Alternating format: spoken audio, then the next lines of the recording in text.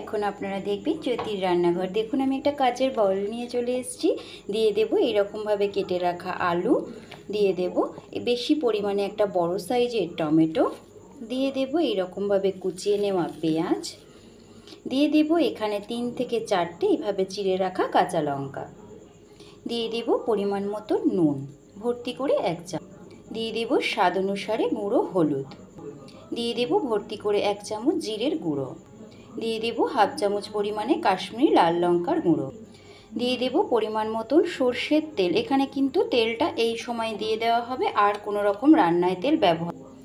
আপনারা যদি স্কিপ না করে দেখেন অবশ্যই বুঝতে পারবেন আমি কি বানাতে চলেছি। কিছু কিছু জিনিস আছে হাতের সাহায্যে না মাখলে হয় না। এই রান্নাটা কিন্তু একদম এই মাখার ওপরেই এর স্বাদটা আসবে। চেষ্টা করবেন হাত দিয়ে ঠিক এইভাবে চটকে মাখার। এটা কিন্তু চামচে মাখলে একদমই ভালো লাগবে না।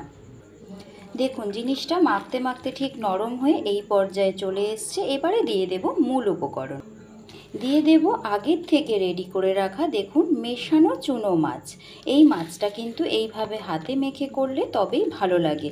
এই সময় মাছটা দেওয়ার পরে আপনারা চেষ্টা করবেন আর চেপে না মাখতে, এবারে আলগা আলগা মাখতে।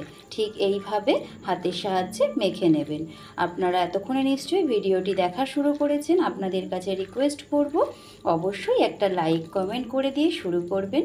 যারা নতুন আসছেন তারা দয়া করে ভিডিওর নিচে কোনো নাম্বার বা বন্ধু হলাম লিখবেন না, পরিবারে আসলাম লিখবেন না, শুধু একটা ছোট্ট গিফট দিয়ে যাবেন। আমি ইউটিউবের নিয়ম অনুযায়ী 24 ঘন্টা পর আপনাদের অবশ্যই ব্যাক করব।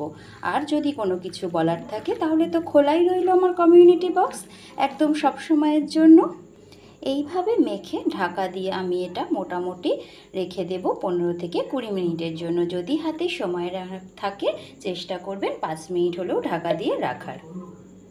ফিরে এলাম সম্পূর্ণ এখানে আমি আধা ঘন্টা পরে। এইবারে দেখুন গ্যাসে কড়াই বসিয়ে দিয়েছি, কড়াই একদম হিট হয়ে গেছে। দিয়ে দেব একে একে এই সম্পূর্ণ মাছটা। এখানে কিন্তু এই সময় চেষ্টা করবেন গ্যাসের ফ্লেমটা কমিয়ে তারপরে মাছটা দেওয়ার পরে ঠিক এইভাবে ছড়িয়ে দিয়ে আর কোনো কিছু একে করতে হবে না।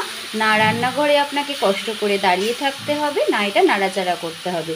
টমেটো আর পেঁয়াজের জলেই এই মাছটা সেদ্ধ হয়ে যাবে। দিয়ে দেব এখানে আমি একটা ঢাকা। অবশ্যই কিন্তু গ্যাসের ফ্লেম দয়া করে কমিয়ে রাখবেন, বাড়িয়ে দিলে কিন্তু এটা পুড়ে যাবে। মোটামুটি ঢাকনাটা আমি খুলবো 5 থেকে 7 মিনিট পর।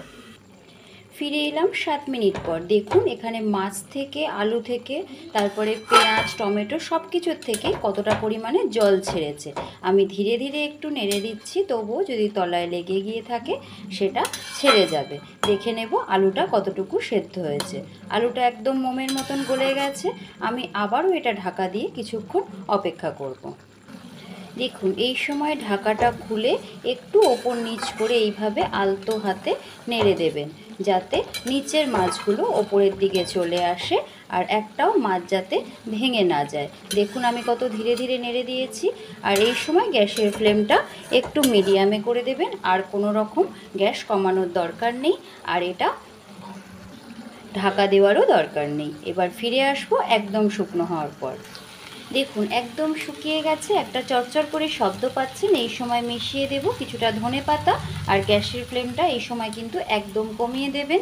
বাড়ানো থাকলে পুড়ে যাবে, ভেতরে যে জলটুকু আছে সেটা শুকনো হবে না। আর চেষ্টা করবেন এইটুকু পরিমাণে ধনেপাতা দেওয়ার। মাছটা সম্পূর্ণ রেডি হয়ে গেছে। এই সময় দিয়ে দেব 1 চামচ পরিমাণে সর্ষের তেল। এই লাস্ট সর্ষের তেলটা দিলে আর ধনেপাতা দিলে ঝাঁঝে গন্ধে একাকার হয়ে যাবে। এবার গ্যাসের ফ্লেমটা বন্ধ করে দেব। দেখুন রেডি হয়ে গেল আজকে কাচকি বা বাছা কাচকি বা মৌরলা মাছের হাতে মাখানো ঝাল চচ্চড়ি। কেমন লাগলো আপনারা অবশ্যই জানাতে ভুলবেন না। একটা সুন্দর করে কমেন্ট, একটা লাইক, সাবস্ক্রাইব করবেন যদি আমার রান্না ভালো লেগে থাকে। এতক্ষণ ধরে জ্যোতির রান্নাঘরের সাথে জুড়ে থাকার জন্য আপনাদের সকলকে অসংখ্য ধন্যবাদ। সকলেই ভালো থাকবেন, সুস্থ থাকবেন।